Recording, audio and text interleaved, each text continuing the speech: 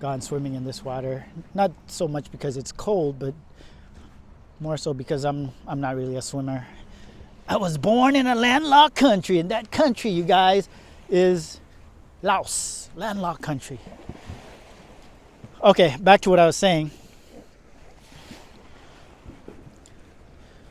So, pick Queen Anne, pick Magnolia. Where else? There's a bunch of them. Just go to Google. Honestly, not to sound snarky, but honestly, those two come to mind: Madison, Montlake, where all the doctors and professionals live. You cannot go wrong with any of these neighborhoods. I would also, and this brings me to my next point, I would also consider what's your family consist of? Are you by yourself? Do you have a family, like with kids? You have kids? If you've got kids, that's something to really consider. I mean, if you have kids, you're gonna want to consider schools, proximity to parks, that sort of thing. So you're gonna want to look up what schools are good, what school districts are good. And some people, when they think Seattle, they actually are talking about greater Seattle area. So that includes other cities as well. That includes the east side. So just to back up a little bit, I mean, you don't have to live in Seattle. If you've got money coming out your, man, like go live next to Bill Gates if you got that kind of money. Medina, go to Medina across Lake Washington, Bellevue, Kirkland. There is a lot of affluence here in the Pacific Northwest, greater Seattle area. And it's why a lot of millionaires and billionaires live here. Because they, they want to live where their friends live, I guess, their fellow multi-billionaires. I mean, after all, Amazon, Microsoft, Boeing, huge companies, corporations are here. And many of the owners of these corporations live here. I mean, I'm sure they have property throughout the country or world, but many of them, their primary residence is here. Check out the Statue of Liberty.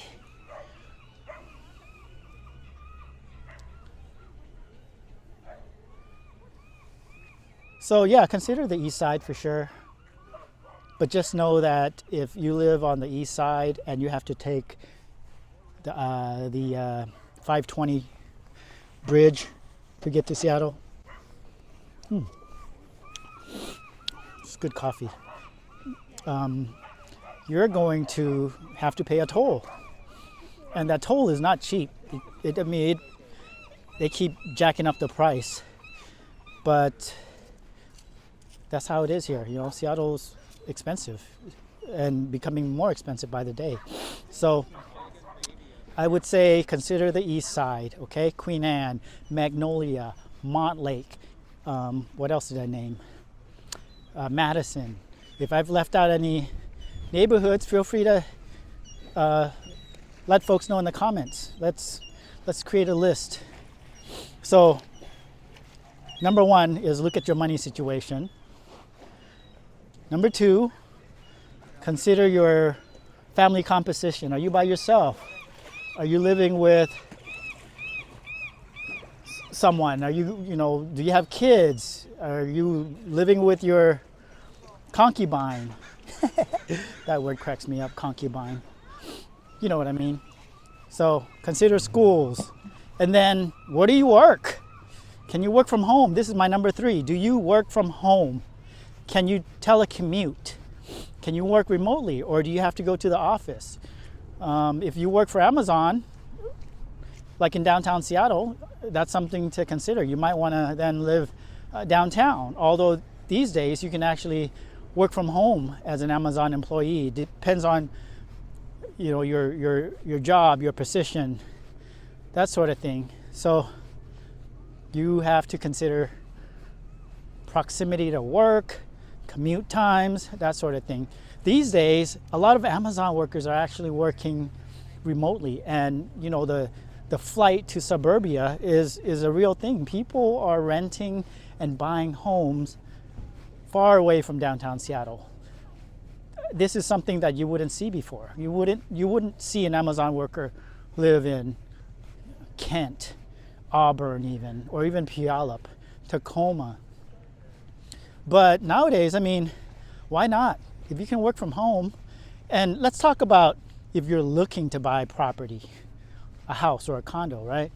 Before, as an Amazon worker or a tech worker, you would probably consider buying closer to your workplace, like say downtown Seattle, South Lake Union, for instance, where Amazon's located. Well, in the past, yeah, you would look for a condo or something, and that condo, depending if it's a 1-bedroom or 2 or more bedrooms, depending on the amenities and features, right? It could run you anywhere from 5, 6, 7, 800,000 a mil. I mean, it's whatever you want to spend. Well, nowadays, if you had $700,000 and you needed to buy something, would you buy a condo in downtown Seattle for $700,000? Or would you buy a 3 or 4 bedroom house with a 1 or 2 car garage with a view in like Des Moines or Federal Way, which is about a 30-minute drive from Seattle without traffic, of course? I mean, these are real questions, and that's what we're seeing is people are buying in neighboring cities outside of Seattle. So that's my number 3 right there, is consider your place of employment, consider commute times, that sort of thing. So that's what I would offer up as a number 3. Okay, so number 4, maybe I've got 1 or 2 more for you. I didn't really script this out here. I'm free flowing, but I've been thinking about it. I don't have a list in my hand or anything because both of my hands are being used right now. I have my camera in one hand and I have coffee in the other hand. So number 4, I'm gonna make number 4 be the last one. Number 4 is things like diversity, for instance. Do you value diversity? Well, not so much value. Well, I guess value is fine. I mean, do you want diversity or do you not want that? Do you want to live somewhere like, let's say that you're a person of color, right? To me, this is something to consider, something that's important to me. Like, do you want to live somewhere where your kids, if you have kids, or even if you don't, do you want to see people who look like you? Or do you not want that? You want everything to, you want a more homogeneous neighborhood or community, because certainly Seattle's got you covered there too. Seattle's got you covered in a lot of ways as far as neighborhoods go. So if you do want, we're at the end of the public beach, by the way. Whew, it's chilly out here. That house went on the market for sale 2 or 3 years ago. I believe it was over $2 million, 2.3 maybe. But it's nice because they have their own private beach.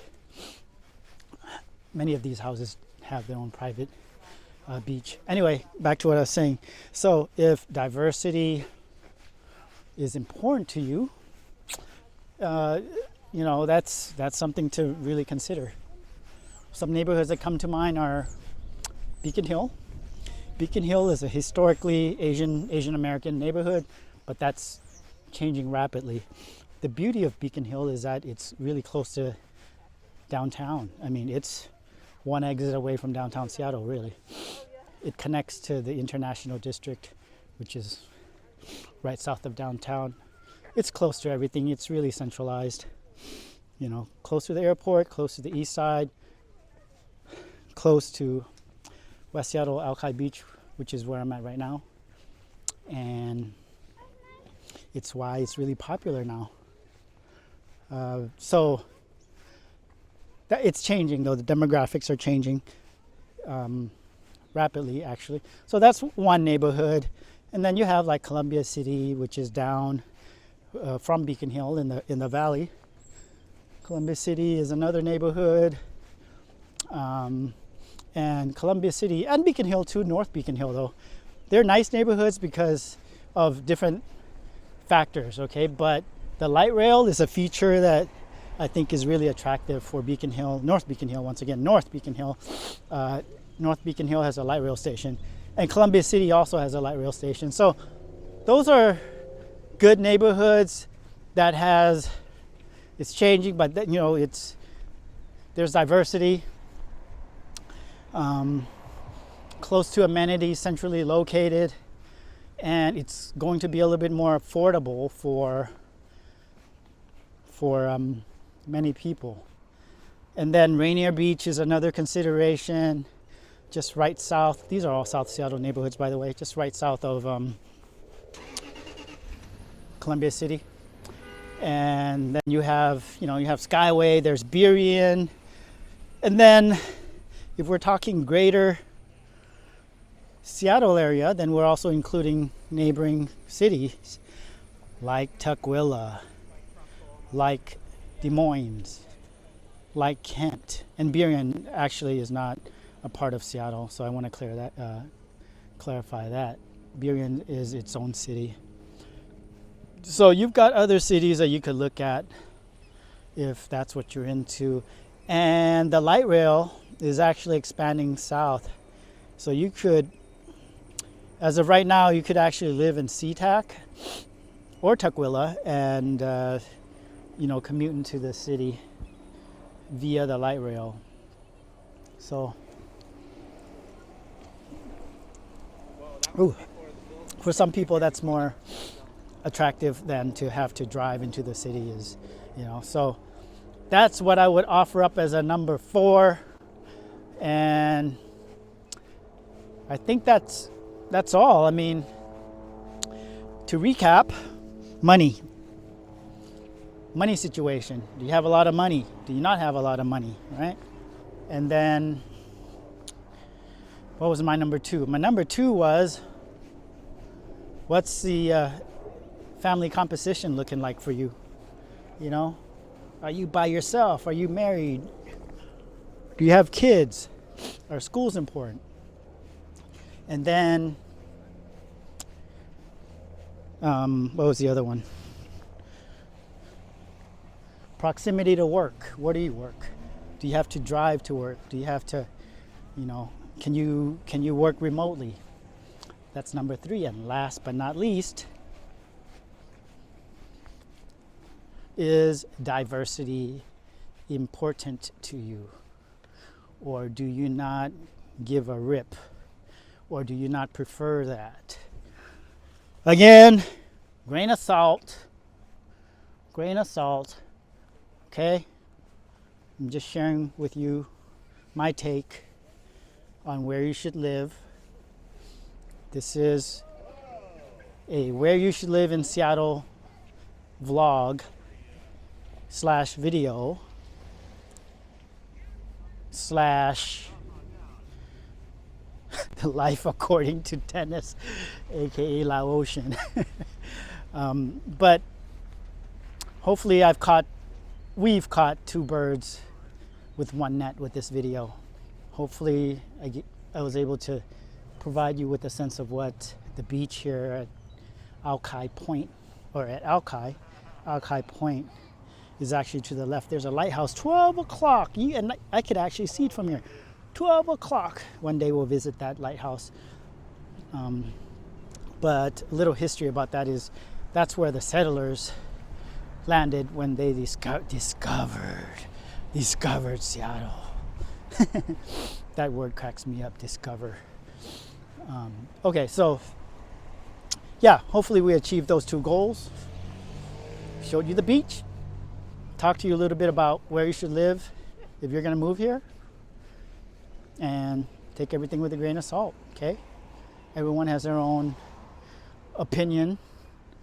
Some people are gonna say, why would I want to live in Seattle? Protest, politics, city council. That's fine. I get it. But again, this is for folks who are considering moving here. As unattractive as it might be, this area, as unattractive as it might be for many people, people are still moving here. They're moving here daily. Okay, and that is because why? And maybe I'll make a separate video for that. Why? I'll give you a taste or a hint of the upcoming video. I'm going to make a series of these videos as I go. But perhaps it's because of the outstanding nature here. I mean, Seattle has peaks and valleys, mountains, lakes, streams, ponds. I mean, this is the Puget Sound. And by the way, Seattle has the most intricate, the largest ferry system in the country. So you can take a ferry from downtown Seattle and go to one of these many islands here, and it's like a cheap cruise. It's outstanding. I love it, and I'll do that too. I'll do that soon. I do that periodically, but it's great to get away from the mainland and go island hopping and that sort of stuff. So yeah, nature brings people here. Jobs do, you know. Anyway, I'm not gonna include a third thing in this video. It's been a long enough video, and hopefully it's been informative, a little entertaining maybe. And if anything, you got to take a look at Alki Beach, Seattle's premier beach, and see what it looks like during the cold month of November. All right, from the Statue of Liberty here at beautiful and cold Seattle, Washington, I'm signing off. Thank you for watching. Subscribe if you have not already, and I'll catch you in the next one. See you next time. Peace. They are swimming in this frigid water. Oh my goodness.